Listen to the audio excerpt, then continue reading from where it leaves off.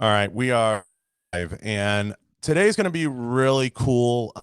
A little bit of a change of pace. I know we've had some of the political stuff on and a few really interesting guests, but today I have a really special guest, somebody I just have recently had the opportunity to spend some time with and chat with.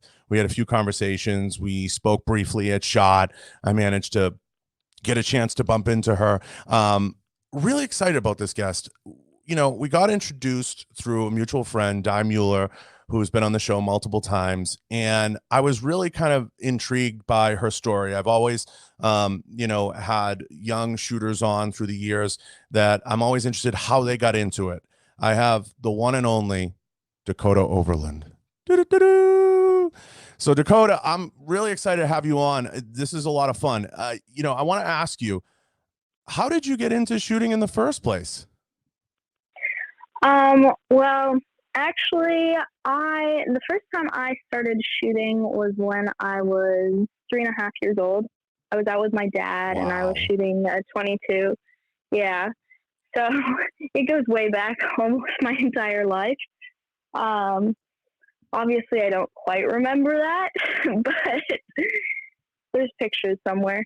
Um, but it kind of started there, and I ended up liking it a lot, even just from that age. My dad said that he thought he scared me at first just because I was super quiet, but then I came back a little bit later and I was like, "Can we do that again?" So it really started there. My family has been huge into hunting for their entire lives, all the way back through a lot of generations. So that's really how I got introduced to it in general. But kind of until I was about 10 years old, I shot on and off when I could, when I was probably bored, just because I couldn't really do anything with hunting because there's, I guess, laws as to what age you can start hunting and what you can hunt, and obviously seasons and stuff like that. So I could really just tag along, which I would tag along, but it wasn't as fun until I was about 10. And then I was able to start deer hunting and finally take firearms safety courses so that I could start hunting waterfowl later. But when I was 12, my dad had a friend that introduced us to the action shooting sports. And we actually have a range that is about 5 minutes away from us, which is the Forest Lake Sportsman's Club. And they were hosting a tactical shotgun match that year. And it was a really big match. It was a major match. Jerry and a whole bunch of people were there.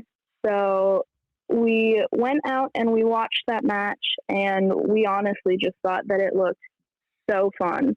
Before that, I had shot trap and obviously hunted, but the action shooting sports, it was just like this whole new thing that it was just crazy and exciting. So we ended up a couple weeks later going to a local shotgun match at that same range. And it was, let me tell you, it was rough. Mm. I was shooting my 20 gauge shotgun, and we borrowed all the equipment that we were using with the exception of guns.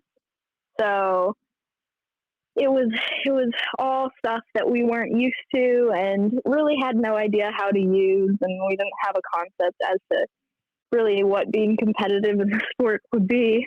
So it was rough. But after that match, then I was like, nope, I'm getting a 12 gauge. And we really just bought all the gear that we felt that we needed after trying a little bit of stuff. And yeah, I don't think I've stopped going since then. It's pretty wild, looking at your age and rise, and you work with some great companies. Is it, a little bit kind of like, do you pinch yourself like, how the hell did I, did you blink and miss it kind of thing? Or is it like, no, I put the work in and I deserve to be here? Is it a little bit of both? Honestly, it's a little bit of both. I think that with a lot of the sponsorships and partnerships and the accomplishments that I've had since I started shooting. I started 4.5 years ago. in action shooting sports. Um, so it, I feel really fortunate with everything that I've gotten because it honestly did start. Like I was in it for a year and I was already starting to get some of the partnerships that I already have today and have kept through today, which are amazing companies. So I feel really lucky in that aspect. And I know that there's a lot of really good shooters that haven't necessarily had that set of exposure. And Minnesota has an amazing shooting community. There's a lot of really good companies and really good shooters up here, which I think really helps.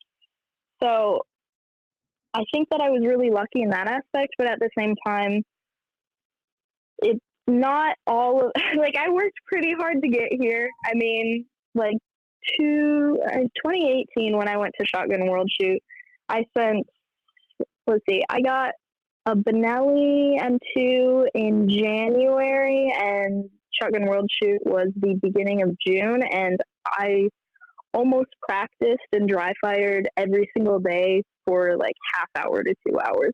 Right.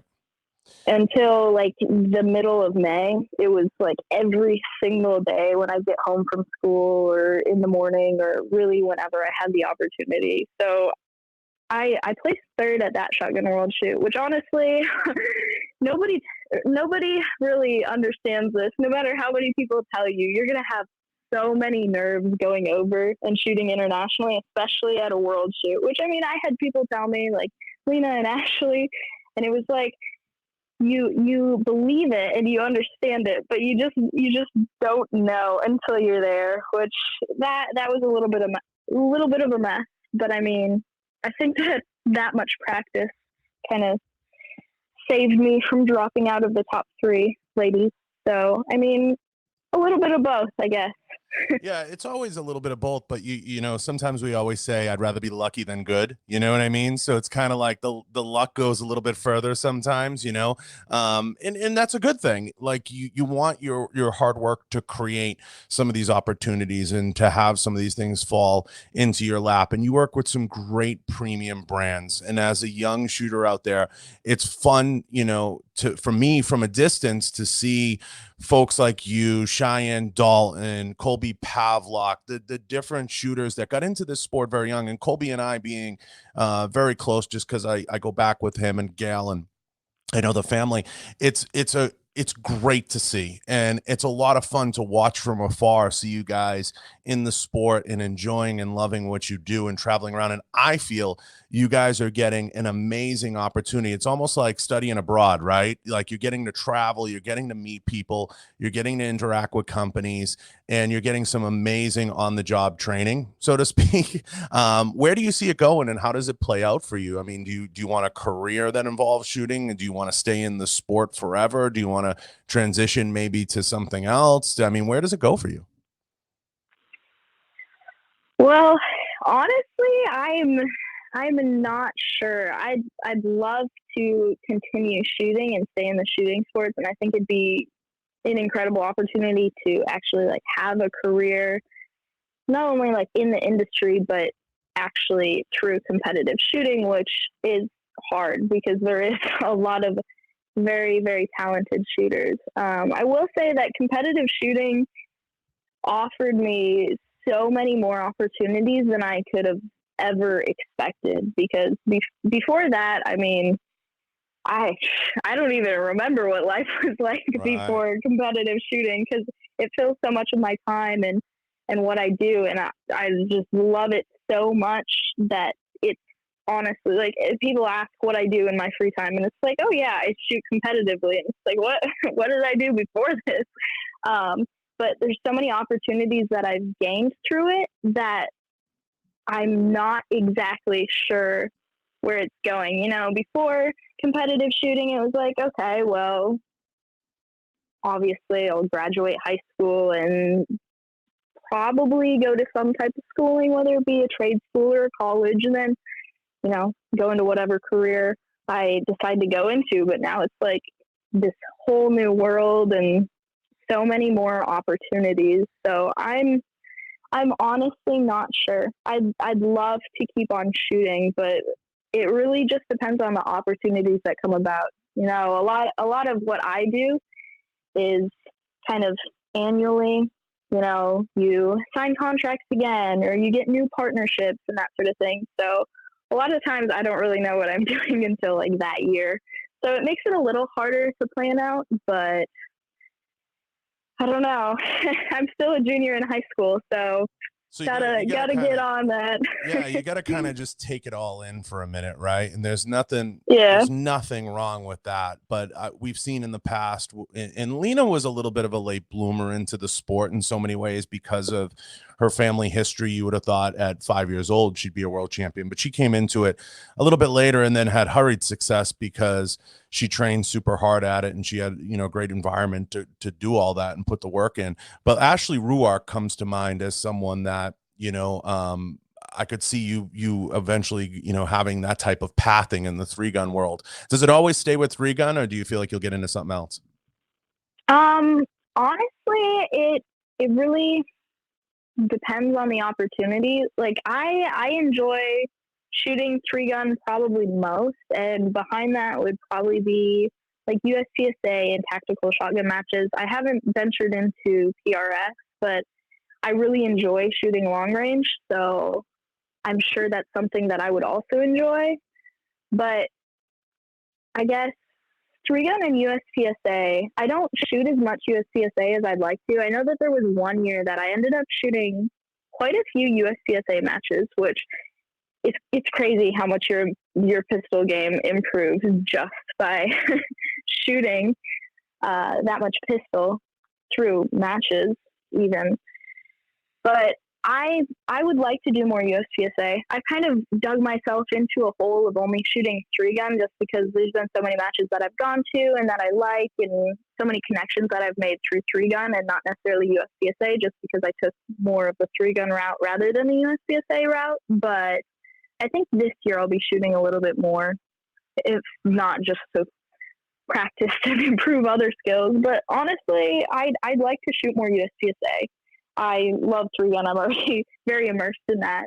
And PRS is something I'd like to try when I'm not as busy and I guess want something else to take on, because next year is going to be both PCC and Shotgun World Shoot. So I might be going to one or both of those. So we'll see.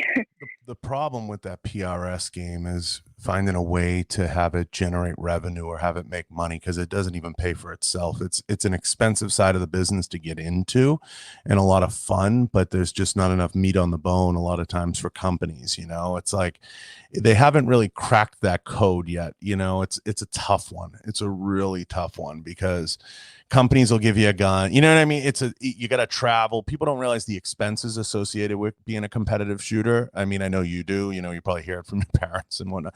But it gets expensive, especially if you start diving into PRS and you're shooting, 300 Win Mag or 6.5 Creedmoor or one of the, and it gets, if you don't have ammo sponsors, everything else, and or people picking up your flights, and it's another thing to put on the circuit, so it gets tough.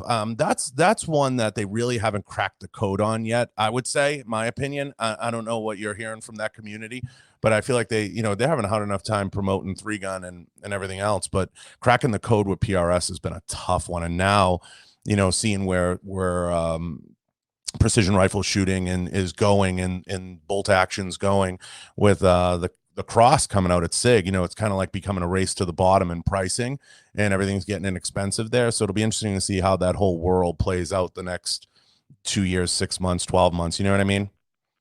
Yeah, I mean, I haven't been in that or in this sport all that long, but even just in the time that I've been in it, PRS has gained so much popularity. I know when I first started, Super popular, yeah. I didn't know anything about it. I never heard it.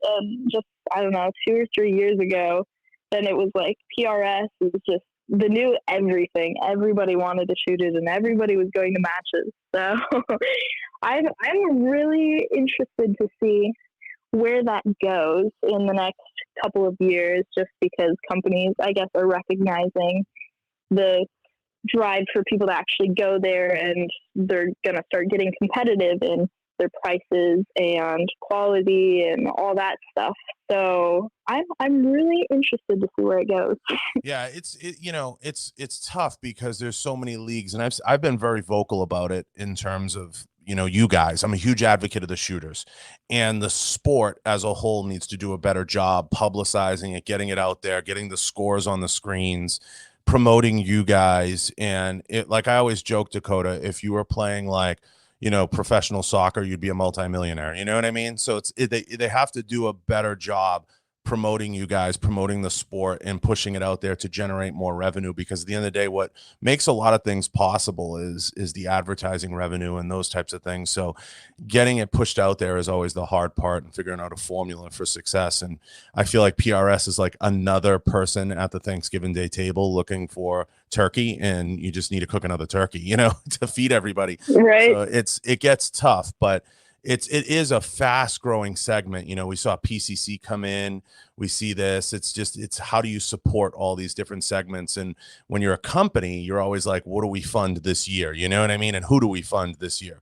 You have fantastic sponsors. So I always joke, we're jaded, right? Because we're on the inside of the industry. I think of the person like, to go back to the Dakota that was like, scrapping, trying to find, a gun to shoot, so you have to they need to figure out that formula to get you guys to the forefront and promote you guys, and make it into a true sport where you can make it into a career, because that's what I believe it should be. Yeah, I mean, definitely. Obviously, like adding another sport to the action shooting, I guess, kind of series is it definitely, I don't know, it shows through in all the sports, action shooting sports, when there's like so many sports, but I feel like there's one, not enough people to fill all those, and two, obviously not enough like promotion and advertising and revenue and all that sort of stuff. And it's very expensive. And even just like in the three gun world, a couple of years ago, there was a select couple of matches that just like everybody went to, and they were really good matches. And now there's matches everywhere. It seems like every single weekend, and you get a lot fewer people showing up. Not that they aren't good matches. And I mean, I'm not complaining, because there's a variety of really good matches you can go to. But now you're not getting as many shooters to the exact same match. There's only a couple matches where you really see everybody show up, and you really do have to compete for certain titles. I mainly compete as a junior and a lady, and at a lot of matches, there isn't a whole lot of competition. But at a match like Multi-Gun Nationals that everybody goes to, I'm thinking ahead, and I'm like, okay, I should probably start training like now. Right. Yeah. Whereas other matches is just kind of like, I'm going to show up, and I mean, before I'll look at the list of like ladies or juniors that are going, and I'll maybe practice something in specific if there's something I'm lacking on. But it's kind of sad, because I show up to a lot of matches and don't necessarily expect to be challenged, but in a good way that has kind of helped me really try and compete with myself and improve those things. But on the other side of things, it also, I feel like, gives me a little less drive, because if I'm only competing with myself, like I'm probably going to win every time if I'm the only one. So I mean, that's, I guess, with so many matches, it's kind of a smaller scale of the same thing. You have a lot of sports, and you don't have, I guess, enough material to really make everything work and at top quality and level. Who are some of your friends on the tour when you travel?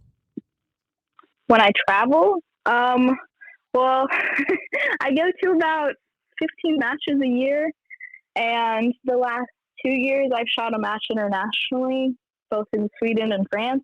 So, I mean, there's a lot of people that I know. I know a lot of people in the industry. Obviously, earlier you mentioned Cy and Ryan, which those were some of the people that I knew as soon as I got into it. Because the first major match that I shot, my dad and I somehow, just by chance, ended up on the super squad with like Jerry and Ryan and Mark Yackley and their boys, and oh my gosh, it was crazy. And like Lance Dingler, Jacob Betzworth, all these incredible shooters. I don't know how, because we literally were just like, okay, this is our first major match. You guys can squad us. But we met Ryan, and like Becky and Di and Lena were all in Italy, and so was Kay. So it was, yeah, those are probably the people that I met first. And really everything stemmed off of that. Just because I got squatted there at that first match, I think that really gave me a head start in a lot of things, because, you know, Ryan told Di about me, and then I met Di at a match, and she wanted me to shoot on her squad. And you know how Di is. She's really, really good at promoting everything and getting things done. She's amazing. So she's helped me a lot there. But I meet people just about every match that I go to and make new friends. Riley Croft from Texas, I'm really good friends with him. You know, up in Minnesota, we have like Josh Freilich and John Wydell, who definitely is an amazing junior shooter. He's a little bit younger than I am too, just by a couple months. So, I mean, he's out here winning matches. Josh, obviously, is an amazing shooter, also winning matches consistently. We also have, like, Jake Latola up here, and Nathan Payne, and all these really great shooters up here. But, like, I have friends in Florida, like Joe Farewell or Joey. Scott Green, who... I know he hates being called that, but I don't care. I call him anyway. Oh, right. Yeah. So, I mean, I guess you asked who are some of the people that are kind of on the tour, but really it's a lot of people. I don't think I can name everybody. I have friends all the way on the West Coast, on the East Coast. I'm really pretty good friends with Ashley and Lena. Jerry and I shot so many matches with Jerry last year and on his squad, so what's going on? I was going to ask you, what's going on with Ashley with this dog? She's like, I'm going back and forth with her. She found this dog on the side of the road. There's some type of dog gate going on here. I'm trying to get to the bottom of it. She's like, we had to move the date of the show. She found a dog, and I'm like, what is going on with you, girl? Yeah, no, she found a dog on the side of the road. I think it's a pit bull, but it's just a couple months old, and she can't take the dog. She already has a dog, and they don't have space. So she's trying to find somebody who can take the dog around, like, Little Rock, Arkansas. She said that she can drive, or part of the way at least. So, I mean, if anybody's looking for a dog. She found it on, like, the side of the road. Yeah. She says that it's super nice. You know, they went, and the dog, I believe, they took it and it got all its shots, and seems pretty friendly to me, but I'm honestly not sure. Yeah, Doggate continues. We had like, she's so funny. I've said for years, and I want to get your thoughts on this. Her and Lena need their own show. They should. I didn't even think about that until you just mentioned that, but that would be very entertaining. Just having conversations with both of them at the same time. So many conversations, and just imagining one similar to those. I think them on YouTube is gold. Gold. Yeah, they should start a vlog, definitely. They definitely need to do that. I said, you guys would blow the industry up. I said, between the ADD between the two of you, it would be amazing. You would never be bored watching them. No. Plus, they're amazing shooters, so it's like, oh yeah, you get everything out of it. And forget about the shooting for a minute. Just like their conversations, it's like another language. You know? Yeah, it'd be so much fun.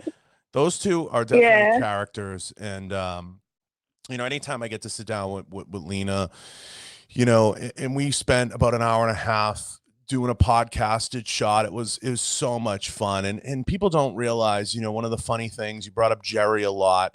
One of the funny things about that family is Kay's really like the architect of the whole thing.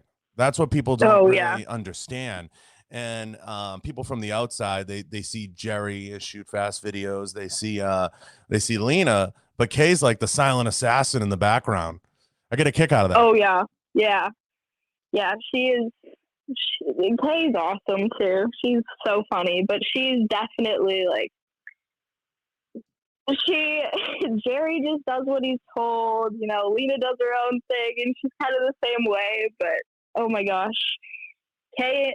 For anybody wondering, like Kay would be 10 times scarier than Jerry. Oh, Like without a doubt. oh, absolutely. But I mean, it's Yeah. just that I was trying very hard to I selfishly I wanted to get all three of them on a show, but I owed it. You know, Lena needs her own platform, and she deserves that. But eventually, I'd love to get all three of them on one show. It'd be crazy, but it'd be a lot of fun. I would need 3 hours though. But that's so much knowledge in one around you, and you have so many great people. You know, it's one of those things that it has to be advantageous, serendipitous, exciting to just have all those great folks kind of in your circle, in your corner, that you could pick up the phone and reach out to at any time. Oh yeah, it's crazy. I mean, I still don't think that I'll ever really be able to like fully comprehend how crazy and amazing that is. No, you're Cause jaded. like You're jaded. You're wrong. yeah, yeah, I talk to a lot of those shooters every time that I go to a match. You know, I communicate with some of them like, hey, let's shoot on the same spot at this match. Are you going to this match? Sometimes I just talk to them just, you know, because I'm actual friends with them. But it's crazy to me because when I did get into the sport, just shooting on that super squad, the first major match that I had, and being exposed to so many good shooters here in Minnesota, I've never really had that phase of like, oh my gosh, like Jerry Michalik, like, oh my gosh, that's crazy. Like, he's just, I can't even imagine meeting him. Like, I've come across people and they'll ask, like, if I've ever shot with Jerry. And I'm like, yeah, I shoot with Jerry all the time. He's so nice. You know, he's a great man. Yeah. And they're just shook. They're amazed. And I feel like I never had really the time or opportunity to have that really about anybody almost in the industry, just because I met so many of the like top tier shooters and popular people in the industry so early on before I really understood how the industry worked. And when I say we're jaded, Dakota, I always say this to people. I'm like, we can't sit back and say, you know, oh, Hillary Clinton has no clue what it's like to be a common person anymore. We have no clue, like, you know, what it's like to be out there. That's why I get a kick out of people that do gun reviews, right? That don't pay for the guns or don't understand anymore what it's like to buy a gun. We're at a point where, like, you know, you're out there shooting a $5,000 setup. You know what I mean? We just become jaded over time, and we're around such great minds that even just getting to watch them creates this opportunity, right? Like, even just to get to watch them up close and see the things that they do and how they handle their business makes you better, right? Because anytime you're around SMEs, subject matter experts, you have the ability to just sit back and watch the little things that they do. You know, when I got into the business and I got out of the academy and I was traveling around, I was training with people like Tony Sentmanat at Real World Tactical, Dom Rosso, JJ, different people, just because I was working for these companies and I was running the marketing and branding for a lot of them. And I would just get the opportunity sometimes to go to the range and train or go to the range and hang out.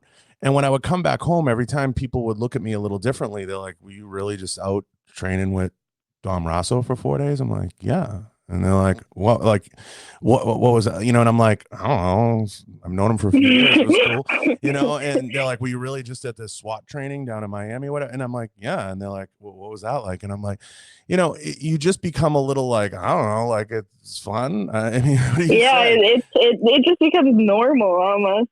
It's So crazy. it's so much opportunity that it becomes like, you know, almost like you're on a roller coaster. It's like an adrenaline dump, and you travel around and it becomes like a giant blur. I hope for you, you take enough time, especially at the young age you're at, to take it all in. You know what I mean? Take a minute, sit back, and, you know, you should really write about it, blog about it. You should definitely use it as an opportunity to create a platform to let people in on some of the things that you've learned along the way, and I think people would really respond to that. I think that's something that you should look into. Yeah, definitely. And I mean, it's it's just yeah, it's crazy just because I don't think that there's any, I go to matches and it seems like, I mean, if we count like a single match as an experience, and you learn so much, like there'll just be little things on a stage where it's like, oh, I don't really know how to execute that. But again, shooting with great shooters from the beginning, I think it's really fast tracked my learning. And, I just go over it. I ask them, like, hey, what do you think? What are you going to do? And then kind of decide based off of that. And I don't think that I've really ever gone to a match and not had fun or really not taken it in. But because matches are, I don't know, I spend like 3-4 days there, and then it's like, boom, that's just like one experience right there, just wrapped up. And there's so many things within that. So because they're like so short and there's so many of them, I feel like it passes by really quick, but I don't like not pay attention to it, if you're understanding what I'm saying. I totally do. Totally. I totally understand. And you brought up like Joe Farewell, for example. The first time I met Joe was down at a law enforcement training, SWAT type training down in Miami. And Joe was a student, and I'm there just kind of RSOing and, safety managing and just hanging out. And it's one of those things that, you get the opportunity to hang out with these guys and spend some time with them. And there was a whole crew there of folks. It wasn't just Joe. It was multiple, whether it's Instagram personalities, Instagram famous cops, it was a big class. And, I just try to keep it loose because Tony's intense enough. We don't need more intensity around him. I try to just keep everybody having fun and having a good time. And it's like 120 degrees and it's 4 days long, and people start breaking down towards the end. And, towards the end of it, everybody kind of has their place, right? Even when you're traveling, doing matches, everybody has their role. Some people are there to break it up and have fun. Some people are there to treat it very, seriously. Some people are there. And I just, I've always really enjoyed the camaraderie and spending time and just getting, to know the guys on that level and just hanging out. And, I'm a bit of a practical joker. I'll be, eating guys' sandwiches, hanging out, just laughing, having a good time. It's so much fun to get the opportunity. I always say this, to spend time around subject matter experts. Anytime you get to do that, your learning curve adjusts so quick. And it's really just by watching them. A lot of people think like there's these in-depth conversations. Like you come back to friends and they're like, well, what'd you talk about? And I'm like, nothing. Like, just kind of like just hanging out, watching how people work, and watching how people go about their business is just all you need really at that level. And hearing a little bit of their insight or their life philosophy and understanding kind of how they approach things is always, something, and there's always two types of people in the world. There's people that assume everybody in the room is smarter than them until proven otherwise. And then there's people in the room that assume they're the smartest person in the room. And the former is always some of the best people to be around because they'll kind of sit back and they observe and they see where the pieces fit. And that's where you form a lot of those great bonds. You just see where everybody's puzzle piece fits into the equation. And you can learn a lot if you're willing to just kind of sit back and wait for your time. And I think that, having the circle you have around you, you're going to have so many great opportunities come down the pike. And it's just going to be a matter of sifting through what those opportunities look like. Yeah, it's crazy because a lot of the opportunities that will and have come about have really affected like probably my entire life now. I mean, even if I don't necessarily go with a career in the shooting world or sports world, I guess, like I've had this experience. That's what all my high school years have gone to, and a lot of my free time has gone to. So it's not like I can just cut that out of my life. Like no matter what, everything that I've done has affected my life. Now forever. you're in Minnesota, so it's a little bit better. But do you ever go back to school and people are like, "What the hell do you mean you shoot?"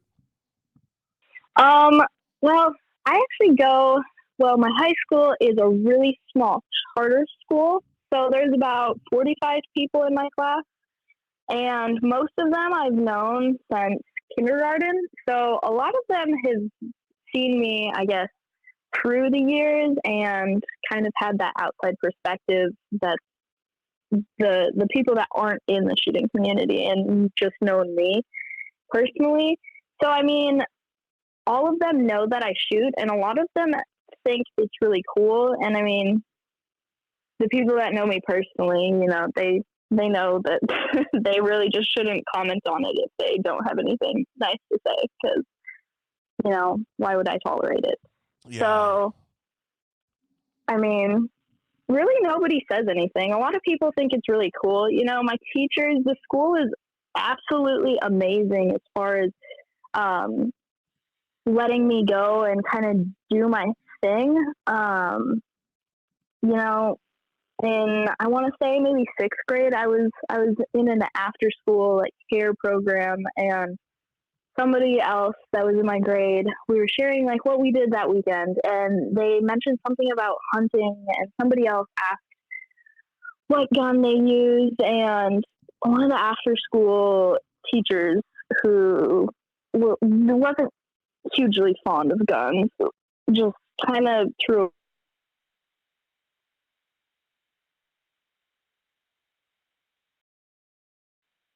teachers. Before I go, honestly, I stay very on top of my work no matter what, just because, like, schoolwork, I start to fail there. I'm not going to have as much flexibility, and it'll start to affect literally everything else. And it's not that hard, you just ask for it in advance, you do it, and most on it when I'm gone. So it's really not that difficult. But a lot of my teachers, I'll tell them I'm going to be gone, and they just start a conversation like, oh yeah, where are you going? What you doing there? Shooting wise, I guess. And I'll get back, and then they'll be intrigued on how I did, and they wish me luck before I go. So I've been also very lucky in the environment that I had through school. This last year, I actually decided to do PSEO, which is post-secondary enrollment options in Minnesota. So I actually attend college classes full time, and I only go to school on Mondays and Wednesdays, which is really nice and allows for more flexibility. But I still stop into my school a couple times and talk to all my teachers and find out how they're going or how their lives are going and their family and all sorts of things. And I still keep in contact with a lot of my friends. So honestly, I've been really lucky in that aspect. My high school is an international baccalaureate school. So they have a very big, broad idea that experiences that are outside the classroom are just as important, if not more so. So,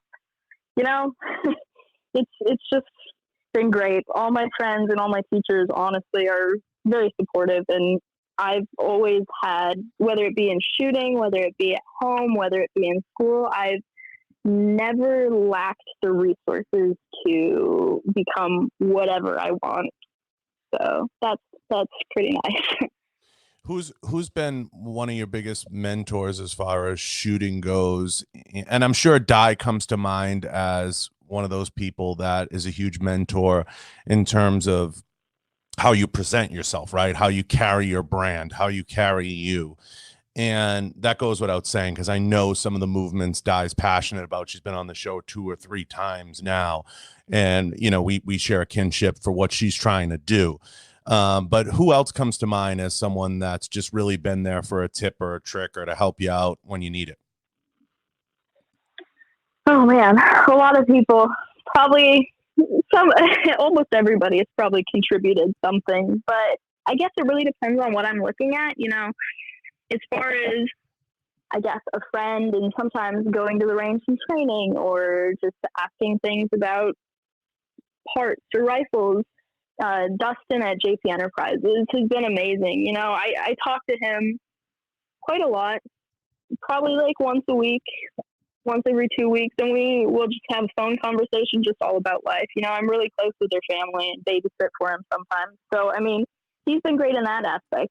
But like Di, his being that I met her or met Ryan so early on, who introduced me to Di, she just took me under her wing, and she's taught me so much about a lot about how I guess the community works, and I guess how to accomplish your goals, if that makes sense. She started the DC project, and that was her thing, and it's grown through so many women now. And I've gone, I want to say every year now, and it's so fun. But I never ever really thought about the political side of that. I just thought, sport. It's a lot of fun, but going to DC really offers a truly different perspective, which so like guys opened my horizons there and really taught me how to carry myself. Josh, who's also on Team Federal, I have gear that I need to borrow for a match that I'm shooting in open, and he'll help me out. If I have questions, he helps me out. If I want to go to the range and train, he'll help me out. I did some training with him right before Shotgun World Shoot because he also went and he won. He did so good, which I definitely saw a lot of the work that went into that in just a few range sessions that I went with him. So he's been super helpful. Joe Farewell, Josh Tarrant, I'll message them on Instagram if I have a question, and they'll respond with so much information. Same with Max Leograndis over in, I want to say he's in Utah. I'll literally message him like just a question, short question, and he'll literally respond with paragraphs of information, which is so great. I just about everybody I know, I can ask questions and they'll give me all the information that they know. So those people have really helped. My dad and I got in it at the exact same time, but he has definitely been consistent in pushing me to be my best in my shooting career without actually, I guess, pushing me. My parents have always been like, hey, if you're not enjoying it, then don't continue to do it. I've never really felt pressure from that aspect, but they know that I have goals within the shooting community and the sport, so they really keep me on track there. Riley down in Texas, he'll come up to Minnesota and we'll just train and train and train. He helps me a lot. I go down to Texas, go to the range, and it's meant to be like, okay, we'll train together. And a lot of times it's basically just like a personal class because he's just like, do it this way. I promise it'll be better. And then it's better. Let me tell you, it's better. So honestly, I don't know that there's like a specific person that has just been like that person. I would say that Di has really probably helped me grow the most, just because my first like 2 or 3 years, every single match I shot with her, I talked to her a lot. So I don't know. I'd say besides my parents and besides the partnerships that I've had, probably Di, but a lot of other people too. I know that I'm missing people just because of, there's a lot of people. A lot of people have really helped me with that. I don't know that there's a single person or a single couple few people that have just been those people. Who do you look at from afar? It doesn't have to be in the shooting world that inspires you. Maybe it's somebody on TV. Who do you see from a distance? Maybe it's online, maybe it's on IG. Who do you, and you just kind of, you're kind of jiving with their stuff.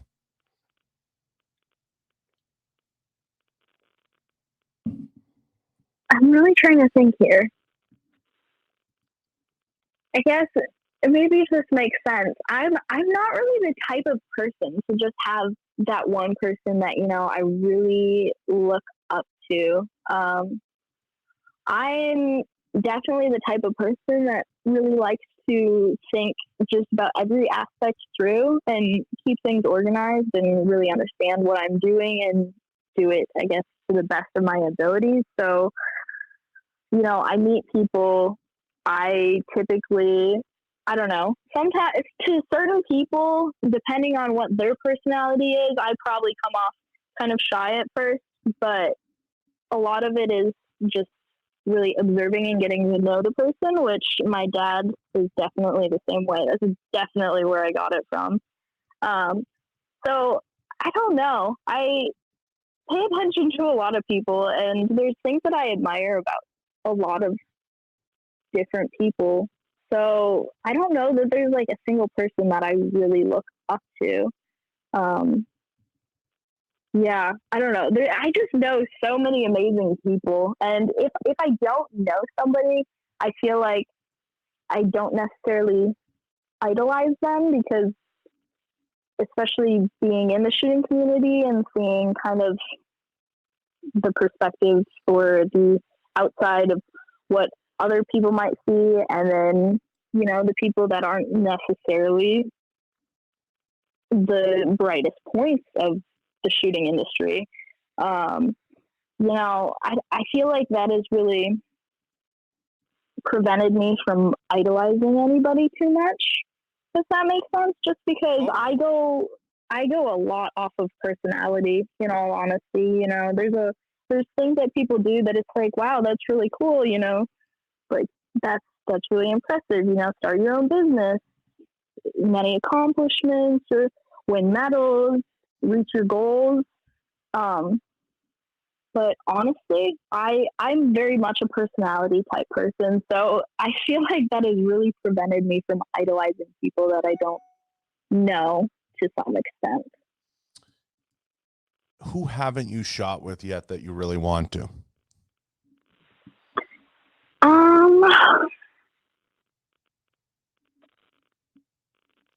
Trying to think. I've shot with a lot of people that I really, really enjoy shooting with. I'd really like to shoot with JJ. I think I'd honestly like to take a class from JJ just because there's so much positive feedback that I've heard from people that go to his classes, and like pistol is someplace I'd say that's probably the weakest point in my game. So like I'd really like to shoot with JJ. I think that he has a ton of knowledge. Just listening to a couple of the podcasts that he's been on through a whole bunch of different people, he has a lot of knowledge. I think that JJ would definitely be somebody that I'd enjoy shooting with more. There's a lot of people that like people in the USPSA branch of things that I think I'd like to shoot with just because of their knowledge and how far they've come. And pistol is probably one of the hardest skills to learn, I'd say, in the game. So I don't know. There's a lot of pistol people that I think I'd be interested to shoot with, like JJ. As far as three gun, I think that I've shot with a lot of people. I mean, I'm sure there's people that I'd love to shoot with that I just don't know about. So, pistol people.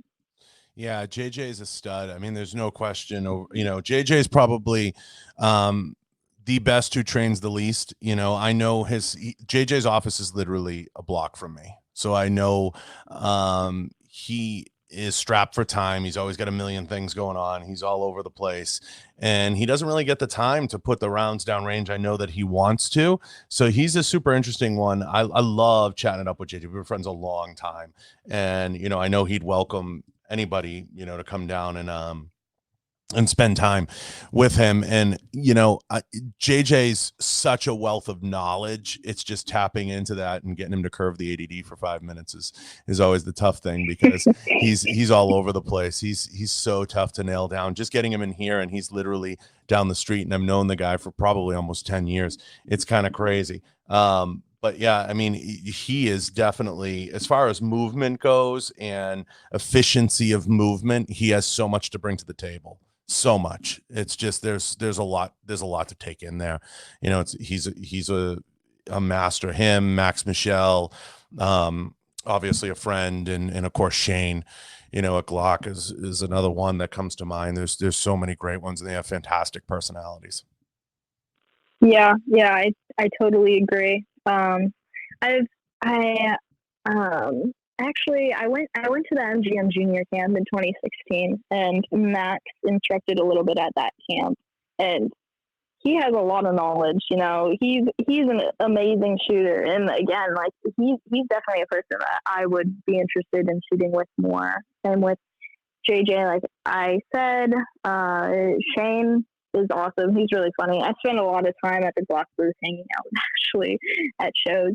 So, all the team Glock seems like great people. So really, I don't know. I really enjoy not necessarily needing to shoot with people that are the best, which I would definitely be interested with shooting or in shooting with those people. But interesting people. Like even if you're not the best shooter, but you are a super interesting person or have a lot of wisdom or knowledge or experiences, then I don't know. I just like shooting with those people. I find it really entertaining, and I like getting to know people better. So yeah. When you're not shooting, what are you doing? Well, obviously I go to school. I hang out with my friends. I spend a lot of time at home. I'd say that I spend a lot of time with my family, with my brother, with my mom. I mean, a lot of people don't believe it, but my brother and I get along so well. I probably couldn't tell you the last time we ever fought, which is kind of funny because we're both teenagers, but we get along super, super well. So I would consider us friends. So I don't know. I spend a lot of time with my family playing board games. We have cats. I like our cats. They're Bengals, so they are definitely very active. It's a Asian leopard cat mixed with a domestic cat, so they have a lot of energy. We actually have shelves all over our living room that they run around. So I don't know. I keep pretty busy. I really enjoy talking to people and being social, especially with my friends. I don't get to see my friends as much as I'd like, just because they actually do end up having school every single day of the week, with the exception of the weekend, obviously. But yeah, go to the gym in the mornings. Honestly, shooting takes up a huge part of my life, but I definitely fill the other things with spending time with my family or doing small things that I enjoy. It's hard to make more time in the day, right? You got to sleep faster. It's it's not easy. You're So right. you can't we all look for that, and that's always the hardest thing. I know for a few of us, we're always like jonesing on a new movie, or we go to the movies a lot. It's a weird inside, like everybody's always talking about movies, and it's nice to just zone out, especially with as hectic as some of our schedules are. Like if someone was asked me what my favorite thing to do, like Tony and I and Max, or Max loves football. Like that's the closet. And Max will text me wherever it is. He's like, "What player do you know? Who, like who?" And he was trying to go to the Super Bowl, and he'll always be like, "Who's here?" And there's so many great folks down in all these different areas of the country to kind of run into and partner with. But the things we're into when we're not shooting or in the defense industry, it's always funny to hear what folks are doing with their downtime, and some of that stuff is really interesting. It usually involves something that zones you completely out and gets your head back into a different headspace. Yeah, I mean, honestly, with shooting, I feel like it it takes up enough of my time that I can't necessarily dedicate the effort to, say, like another sport. Like if I wanted to play soccer or something like that.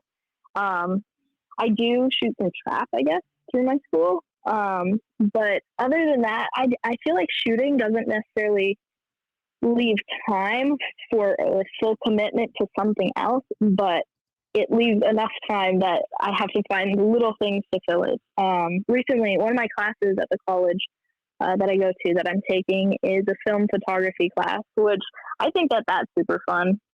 That definitely, I can see that definitely filling my time after the semester just because I enjoy the process. But little things like that. I like baking, just just tiny things. Before shooting, I did gymnastics for several years, and I competed in that. And I also loved riding horses, which that's something that I still definitely would like to get into, just as a hobby again, just because I miss it so much, and I think that that's a lot of fun.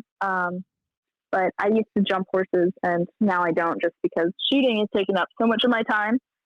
But that's something else I'd like to get into again. I used to have a ton of reptiles.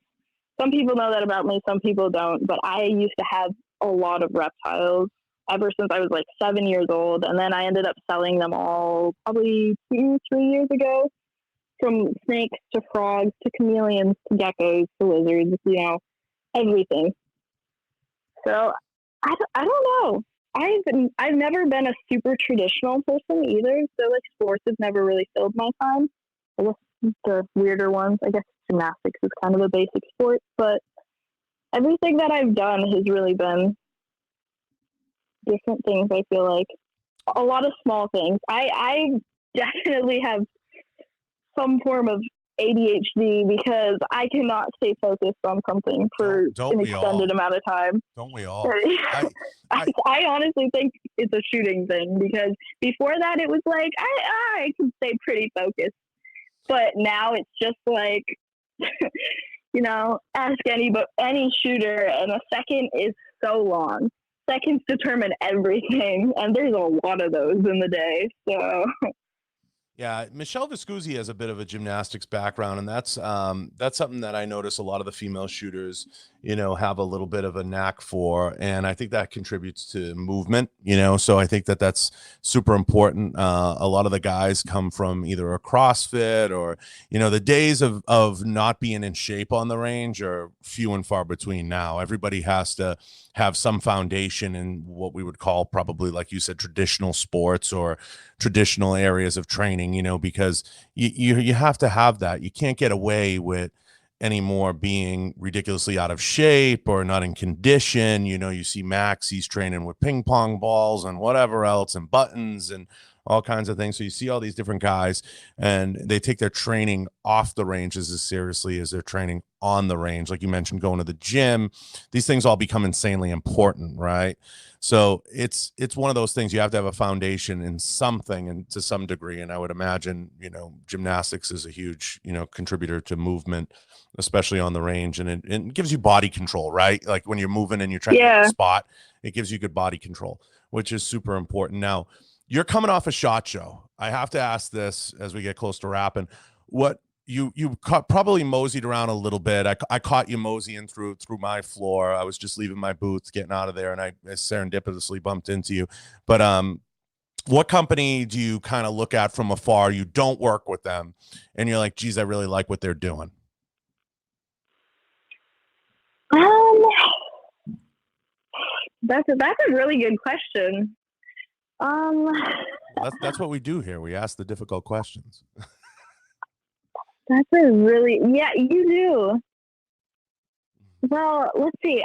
Partnership wise, I'm partnered with almost everything that I could need. Partnership is a lot of work. So doing that and being successful and putting out quality content and a return on investment for your partner is already a lot of work. So I'm not sure. Maybe. So in order to take shooting to like a career level. Well, not you. I mean, just who you look at from a distance and you're like, geez, I really like what they're doing. Like I look at some companies. I'll give you an example. I look at companies and brands, and like Springfield, for example, coming out with the Hellcat. I was like, geez, that's a really cool promotion. I think Stephanie did a really good job with that. I was like, wow, you guys did a good job putting that together. I admired what they did, and I thought the booth looked clean and I kind of liked it. And then I'll pass by booths like Browning, for example, for a company as prominent in the industry as Browning. I was like, what is going on here? Like, I'm confused. Like this is, and I think that booth was diagonal to us, and I won't put you on the spot because you're not as controversial as I am, but I looked at them and I'm like, what the fuck? What are you guys doing? Like what's going on in here? Like, it looked like they were selling clothes. They're selling pouches. They're selling guns. They're selling ammo. I don't know what's going on. I'm like, what are you guys doing? You work with great brands, so I can't pick on any company that you work with, and I wouldn't. But I look from a distance and I admire, like, I like how SIG did the cross rollout, for example. Like, I really enjoyed that. I went to their private range day. I like that they had that separate booth. They're stemming into hunting. Is there any booths you walk by and you have like that same reaction? Like, geez, I really like what they're doing there. Um, well, same with SIG. I really liked how they had their booth set up. It was interesting just because it was so big and there was like different portions to it, and some or like one part was all the way across the way, and I thought that that was pretty interesting. Um, Same with Glock. Their booth setup is the Clean, same super clean. every year, Yeah. but it's so clean and like everything is so organized, which makes my OCD very happy. Um, I guess outside of like booth wise and no particular company in general, but the companies that are bigger companies that are introducing things um, to really advance towards like competitive shooting and action shooting sports and cater to some of those people, even if it's not like switching their entire brand. It's it's nice to see that, just because it is, I guess, making we're allowing the shooting community to advance a little bit more in that direction, kind of like we talked about earlier, to really spread awareness about it. So I like that sort of thing. Companies that also in turn support and promote their shooters. Not all companies will do like they'll partner with people and obviously they'll have a contract and people will get stuff out of it, but companies that actually end up promoting their shooters, at SHOT Show like Glock does a question thing on their Instagram stories, and Team Glock answers the questions. Like that sort of promotion. Glock has 2 million followers on Instagram, so I like when companies do that and that sort of thing, and I think that's really good for the shooting community as well. So booths or companies, I guess, what I'm trying to say, that are willing to really evolve with the industry and people's taste and I guess what they do in their free time. I really like when companies do that, and I think that that's really cool. Just their ability to, like, yeah, we created a really great product a little while ago, but everything's always moving. I think they all want to evolve, Dakota, if I can say that. I think they all do. I talk to a lot of them, as you know. It's very hard for them to evolve because you have this old guard that oversees a lot of the process, right? But you Yeah, also have exactly. you also have the young crew coming in. You have the Shane Coolies. When I say young, I say in my age bracket, in the under 40, older than 25. We have enough of a say in the community. And part of the reason I started the podcast was I wanted to put a voice behind a lot of the people that were out there shooting and doing the different things. I felt that there was this fatigue in the industry with Instagram and with certain platforms, that there needed to be something else. And I took a look at the landscape, and I've been a media guy for years in this business, and there wasn't enough people putting a voice behind the gun. And a lot of like what Di's doing by trying to go to Washington and get involved with the NSSF, she's trying to do it at a ground level. I'm trying to do for the gun industry what Joe Rogan did for the MMA industry. And I look at what he did in changing the opinions of UFC fighting and MMA fighting, and he kind of turned people's minds into saying, geez, these are regular people just trying to do for fighting what boxing did years ago. And I'm trying to explain to people, these shooters are great people. They're awesome people. They're legal gun owners. They're great folks, and they're trying to put their best foot forward. If you just hear their story and you understand where they're coming from and you understand their family structure, what they're about, it's something that you can support. It doesn't have to be this taboo topic. I feel if we continue down the path of Instagram, here's me with a gun, there's no context.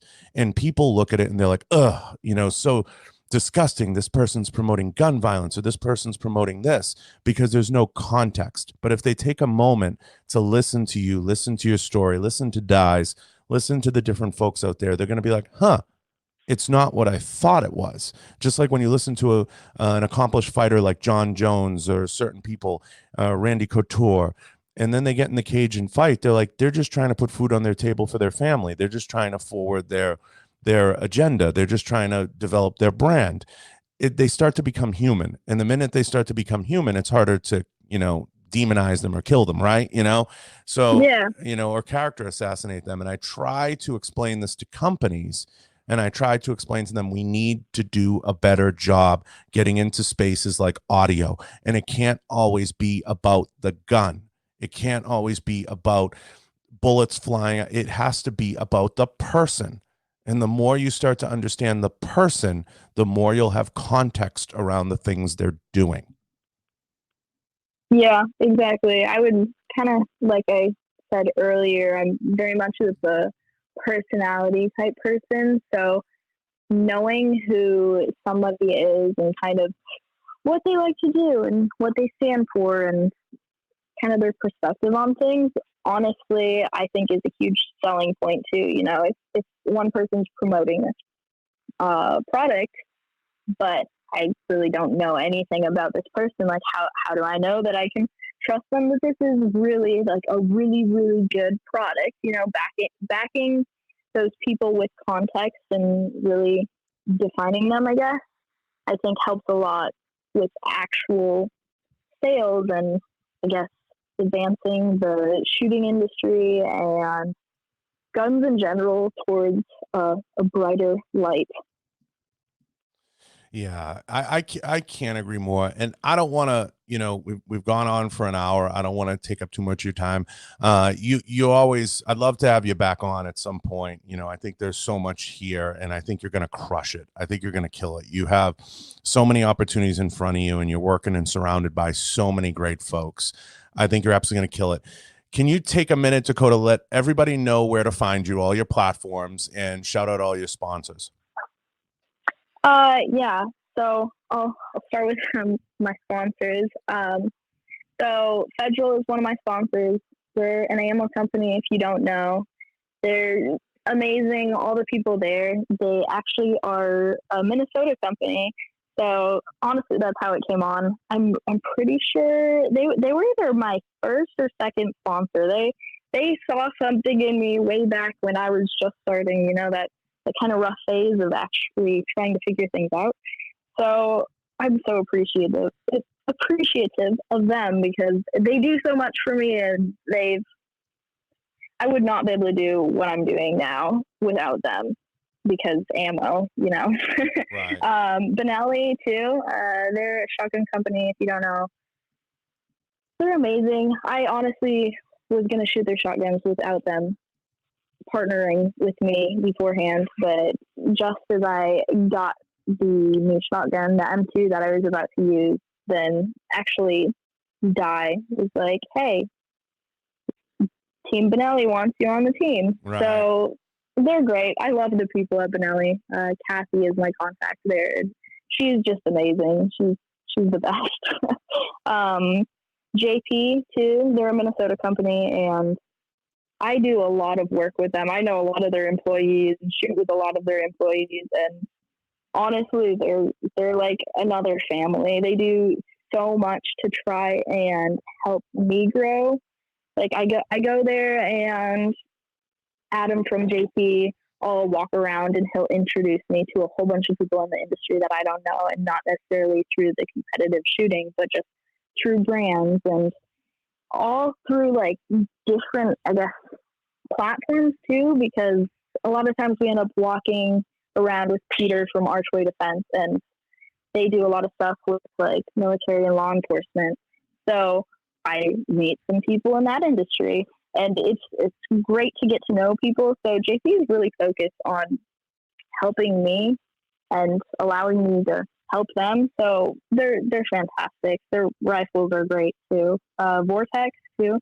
They're a big scope brand, and honestly, like anything that I need, they're super, super willing to help with. They're amazing in every aspect, and their glass is honestly some of the best that I've had. And they just came out with the 1 to 10 razor, which I'm super, super excited about. So Vortex is amazing, and the people, Ruben and Adam. I met Adam. I met a lot of them because obviously Vortex is in Wisconsin and I'm in Minnesota, so it really just worked, and they're great. And then also Gentry, which isn't, I guess, necessarily a sponsorship, but they run a match, and they're actually a organization that helps juniors in the shooting community. So, like, you submit your match fees, and then they'll reimburse you for it. So it makes it a lot easier for the matches that I don't have, like, sponsor slots to, in order to actually continue shooting and lighten that expense a little bit, which is amazing. And they run a match in Missouri in September, I want to say. So those are Federal, Benelli, JP, Vortex are really my main sponsors. But the funny thing is they're all brands that I used before they ended up sponsoring me. So they're all brands that I really, really believe in, and they're all great people too. So, I mean, I might not be the person with, 10 sponsorships, but they're all, I'd say, pretty large brands that are fantastic, and that I can really do my best to promote those. Quality over quantity, I guess. Yeah, Ruben's amazing over there.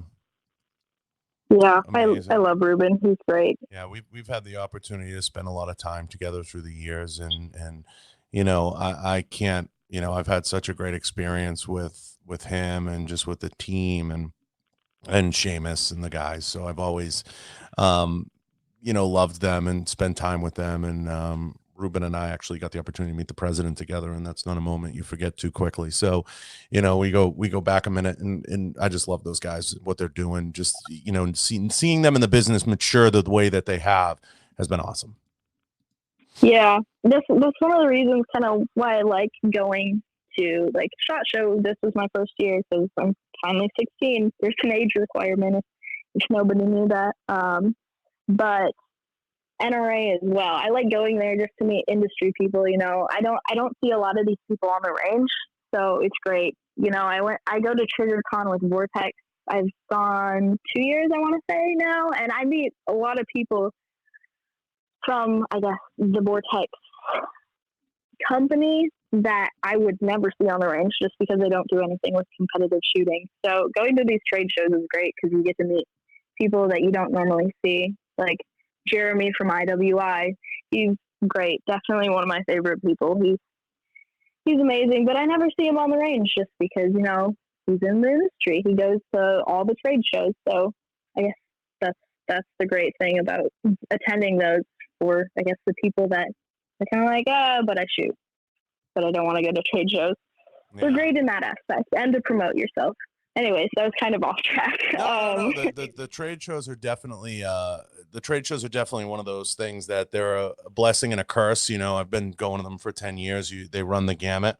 But they're necessary evils, especially at the stage of the game you're at. You have to get in there. You have to kind of shake the hands. I always say get the touches each year, with the companies and brands you work closely with, and that's critical. But no, I mean, thank you for shouting them all out. And I didn't know some of those that inside. I've heard a lot of great things about JP. I've never had the opportunity to interact with them, but I've heard so many great things about them. And you work with phenomenal brands. And thank you for highlighting. What's the best way to reach you if somebody wants to reach out or maybe take a class with you or train with you or do a private? Well, on Facebook, I believe my Facebook is just Dakota Overland. Or 3 Gun Dakota, it might be. On Instagram, it's just at 3, the number, and then Gun Dakota. And honestly, the best way to contact me is probably through messages. I'd say that I spend more time on Instagram than Facebook just because I get a lot fewer creepy messages on Instagram than I do Facebook, which is kind of funny. But yeah, Instagram, my DMs, message me. I honestly look at all of them. Some people, honestly, and I'm guilty of it too, don't even bother messaging some people just because, like, oh, well, they're not going to read it. They're big brand or big company or they've got their own things going on. But honestly, I read everything. I see everything. So just shoot me a message on one of those platforms. And yeah, let me know. Even if you just have questions about something in the shooting career or community or industry, or just skill wise, or a brand that I work for. So anything, just even if you just want to talk, messages are always open. It's impossible to manage the creepiness, and I warn you, Dakota, it's only going to get worse. So just do the best you can. Just do the best you can. This has been amazing. I can't thank you enough. I really appreciate you taking the time. We went about an hour and 15 minutes. It's been awesome. I can't thank Di for pulling this together. I appreciate you taking the time. I feel like we haven't even scratched the surface. It's been an awesome conversation, and I just want to thank all the sponsors, and I want to thank everyone here in the studio. I want to thank everyone at kvar.com. Make sure you head over to kvar.com. I'll put all links down below, places to find Dakota. Go check her stuff out. She's really got some really cool videos. She puts a lot of content up, so don't forget to check her stuff out on Instagram and Facebook. She's got a ton of stuff up there, guys. She's active. So go check it out. And I can't thank you enough for pulling this together and taking the time. Well, thank you for the amazing opportunity, and I guess giving me the platform to just share myself. So thank you, John. No, and honestly, there's a couple other people that had a hand in it. I'd be crazy if I didn't remember some of them, but I know we share a mutual friend in Minnesota. She does your eyebrows. Oh, Crystal. So I want to thank Crystal too. Yeah, of course. And she mentioned, and when I was having you on, she was like, I do her eyebrows. And I was like, okay, Crystal, I'll, find a way to bring that up. That's great. But yeah, no, I appreciate everyone that helped pull this together. You're going to have a great career, and I'm looking forward to it. Thank you. Thank you.